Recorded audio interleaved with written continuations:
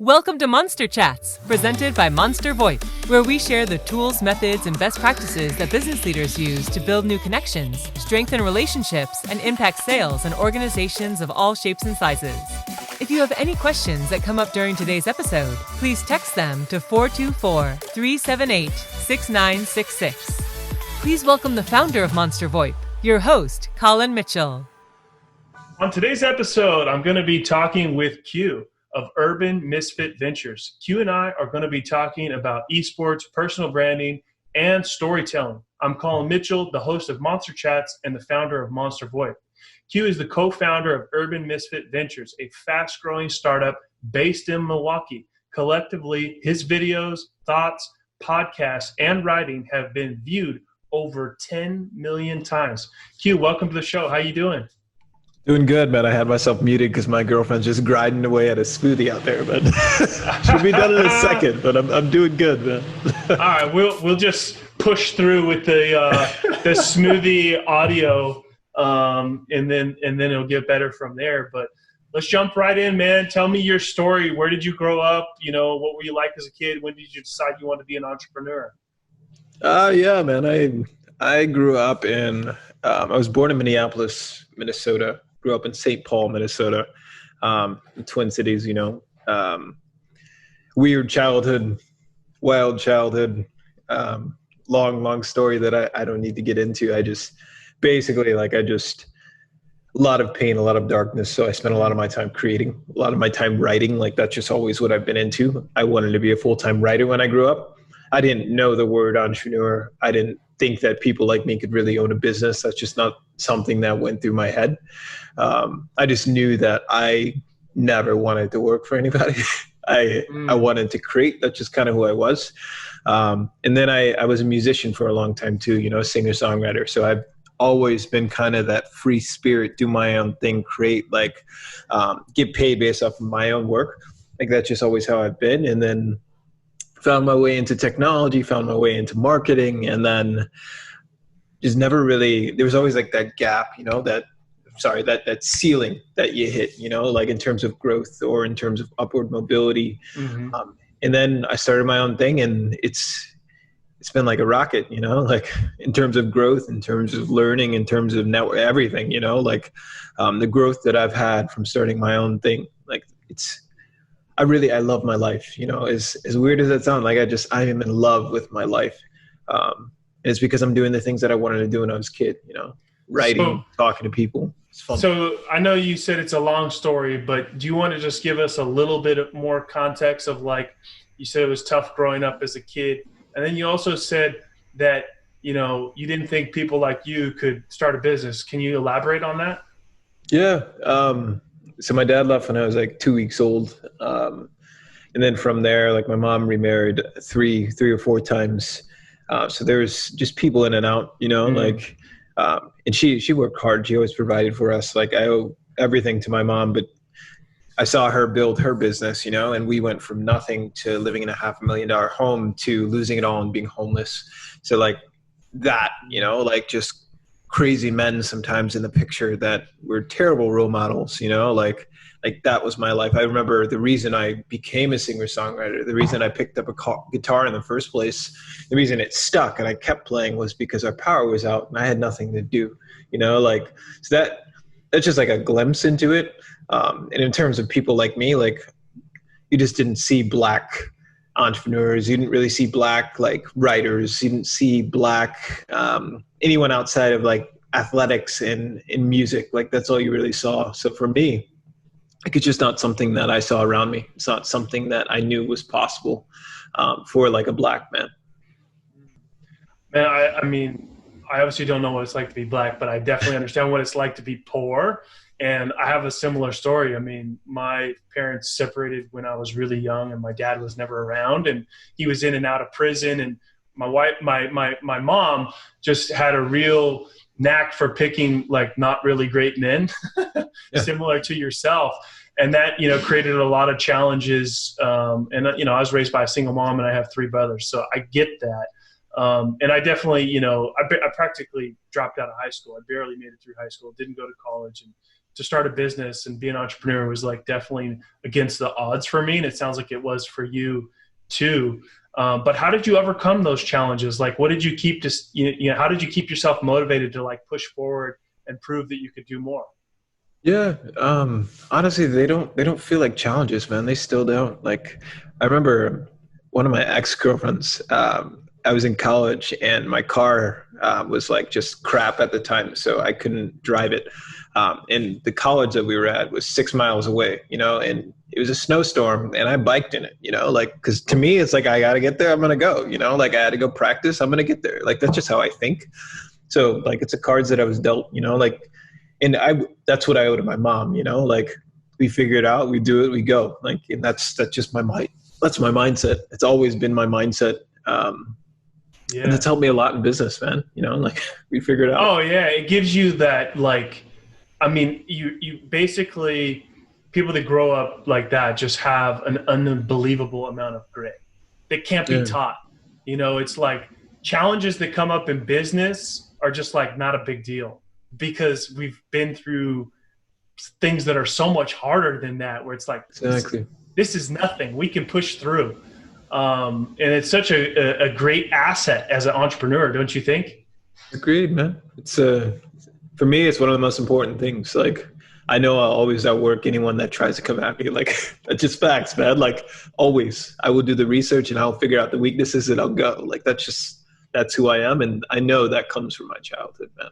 So tell us a little bit more about your business and like what you guys do and how, just let's go into that a little bit. So we actually just rebranded, and massive pivot because of everything that's going on. But before everything, Urban Misfit Ventures, which is now Stranger Purpose Studios, but UMV was essentially an umbrella company. So we owned an agency, a content agency. We were working with people, brands, companies to help them build influence and make more money through the videos that we were creating and the strategy that we had. And then we also had an events company. So signature experiences, think like fashion shows, pop-ups, things like that. And then we would create films around those experiences. And now, kind of how we pivoted and where we're going is more in the direction of documentaries and films. So really just saying what needs to be said, highlighting people that need to be highlighted, the stories that we want to tell. So less of agency. We still are a production studio, so we'll still create films and videos for other people, but for the most part, it's for us now. And then of course our podcast, which is a big part of our business as well. But we create films, we tell stories on things that we think need to be told.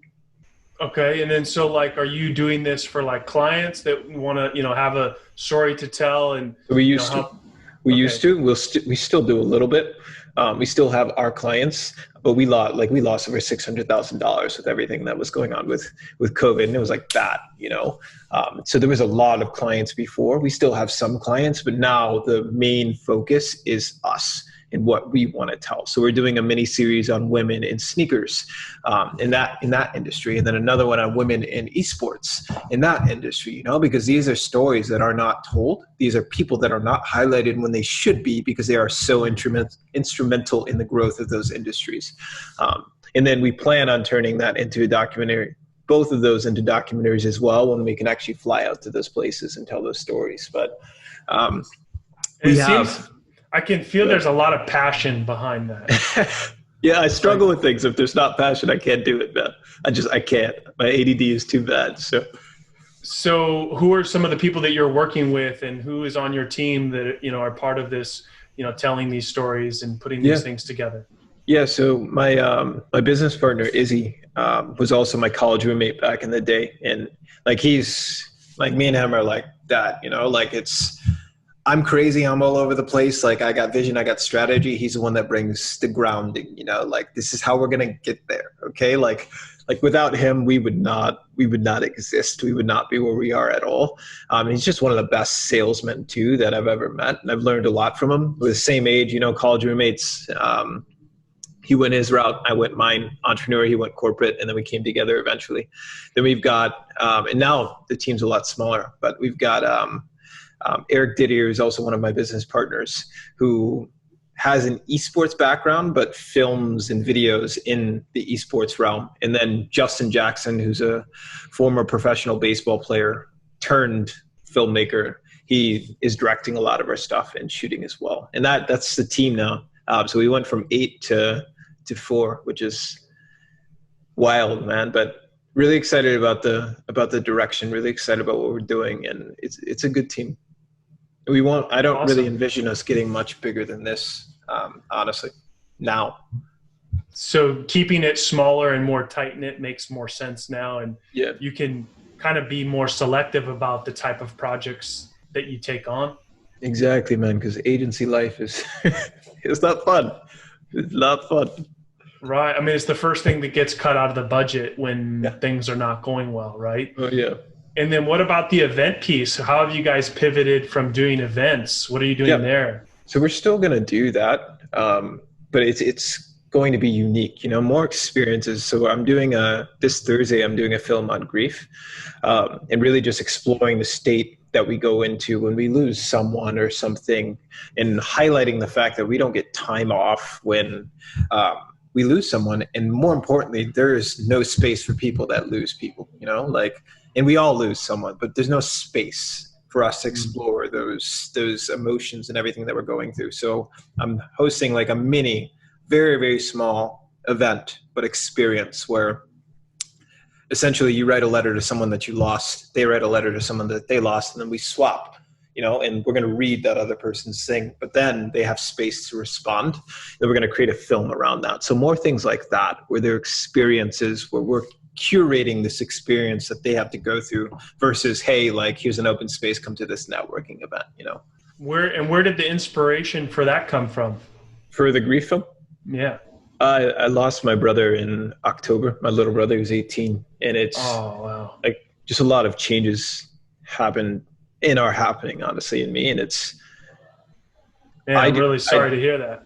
I appreciate that, man. I didn't know that you don't get time off. Like, I think it's like 3 to 5 days for a lot of companies when there's a death in the family or someone that you love, like 3 to 5 days off, which is insane. For me, like, I had my team, so they picked up the slack and I took a lot of time off. But like the things that happened in me and where I was going and all those changes, like, that's what sparked this. I felt like I went through my entire career just talking, but not saying anything. And that was a big wake up call for me. Like, I knew, like, I impacted people, but I didn't say the things that I needed to say. And this is a part of me saying what I need to say. Wow. And so you're getting other people together that have had similar experiences to collaborate and put this piece together? So the idea is that I want to create space because I didn't have that, and I still don't have the space. That's just, it's a weird topic. People don't like talking about it. So creating that space for people, not necessarily people that have gone through things, because grief is a lot of things. Like, it doesn't have to be my experience, but grief can be anything from a death of a loved one to losing a job to a miscarriage to breaking up with someone. There's different stages and different types of grief that you go through. I just want to get the people together, create the experience, and see what happens. Just like a mad scientist, put all the things there and see what happens. So what does creating a space look like? Is it like building a community around the people that get involved, or getting the message out there that it's okay to talk about these things and then somehow connecting these people? What does creating that space look like? Yeah. In terms of grief, or just any space? So you talk a lot about creating the space for these people that have had these experiences. Is it building a community of people? Like, what does that look like? Yeah, so that can be a lot of things, and I kind of want to see how it plays out. But I did like a little test run in my Facebook group, and just basically like, hey, I'm going to be talking about this film that I'm creating, and everyone came in. They were all pretty much strangers to me, and like we like cried together, and like just strangers talking, like that space. I know there are grief groups and things like that, but everybody goes through it. It's something that everyone in the world will go through at some point in their life in some form or another.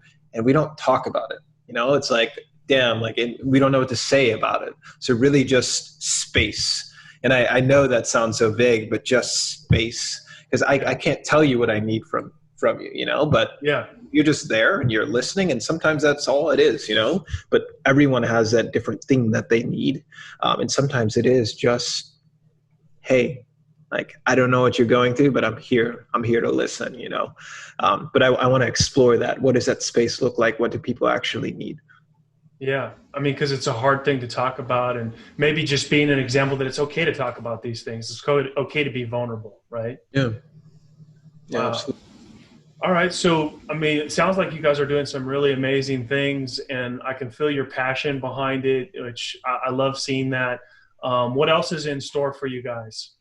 Yeah, for the team, we're really focused on the podcast right now. In those mini series that I talked about, that's the main focus. Growing that, um, getting getting our sponsors behind that, so we can just focus on the creation, less on the client side. Hmm. Um, and then, of course, when everything settles down, we'd like to turn those same topics, if they receive well, into documentaries.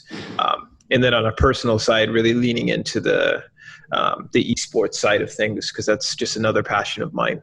And just seeing how I can bring my immediate skill set to that. And then also, like, I really want to just write, so I'm really digging like the newsletters that I've got going on, because it's raw, it's authentic. Social media, there's so much pressure, but the newsletters that I have, it's just like, this is what I fucking feel like talking about. This is what I'm going to fucking talk about. And I love that vibe, like it's Yeah. old school, so Yeah.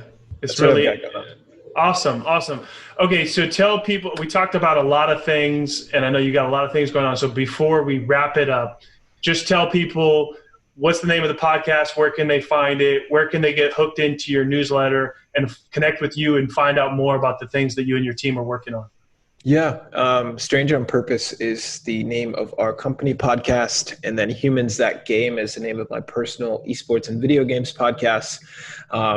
Stranger on Purpose is a lot cooler because my team's a lot cooler than I am.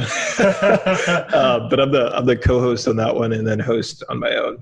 If you want to get plugged into the newsletter, you can either go on LinkedIn on my profile and you can subscribe. Just go to articles. Otherwise, just go to my personal website, QuentinAllums.com, and then sign up there.